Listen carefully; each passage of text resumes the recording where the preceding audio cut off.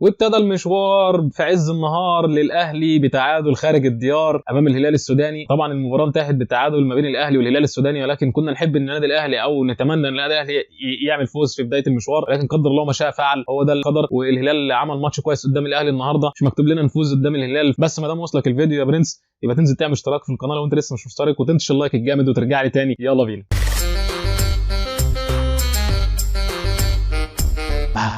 السلام عليكم، ازيكم يا شباب، عاملين ايه؟ اتمنى يا رب تكونوا بخير. نبدا الكلام بالصلاه على النبي عليه الصلاه والسلام. اللهم صل وسلم وبارك عليك سيدي يا حبيبي يا رسول الله. انتهت مباراه النادي الاهلي مع الهلال السوداني، او الهلال السوداني مع النادي الاهلي، بحكم الماتش على ارضهم بالتعادل السلبي. للاسف كنا نتمنى ان النادي الاهلي يحقق الفوز النهارده، بس ما فيش نصيب. بس انا هبدا الكلام بنهايه المباراه كده. في كوره كده لمحمد مجدي قفشه، لو كانت الكوره دي جت هي جت في العارضه ما فيش نصيب، ولكن لو كانت جت كان هيبقى الماتش احلى والبطوله هتبقى اقوى في البدايه. بس دي مش مشكله، هي دي الكوره. الماتش بدا يعني الاهلي عرف ياخد اللي هو عايزه من المباراه، وعرف يطلع بالمباراه اللي هو ايه، كان بيلعب على الكونتر اتاك او زون ديفنس ورا عشان يلعب على هجمه مرتده. بس عشان اكون صريح معاكم، هي معظم اللعيبه النهارده ما كانتش في حالتها لا بدنيا ولا فنيا. تقدر تقول كده اللعيبه كلها عندها ايه، همدان كروي شويه كده، تشبع كروي. لسه الفتره دي خارجين بقى من بطوله كاس العالم للانديه ثالث عالم، لسه خلصانه بطوله افريقيا اتلحمت فيها البطوله الثانيه، يعني ما لحقوش لسه ايه ياخدوا نفسهم. وده طبيعي في كره القدم ان تكون ضربه البدايه ساعات بتبقى كده لما بيكون في التحامات في المطوشه. فده كان عذر ليهم طبعا مع ظروف المباراه اللي هو كان الساعه 3 العصر بتوقيت، يعني مش هنقول حر، ولكن هو كان ايه توقيت صعب شويه على اللعيبه في ظل ظروفهم والفترات اللي فاتت اللي كانوا بيلعبوها. بس كويس جدا ان احنا خرجنا على الاقل بالتعادل السلبي، عشان برضو نبقى مستنيين الماتش اللي هنلعبه هنا على ارضنا باذن الله نحقق فيه نتيجه كويسه. هيبقى على ارضك وسط جمهورك، هيبقى فيه ان شاء الله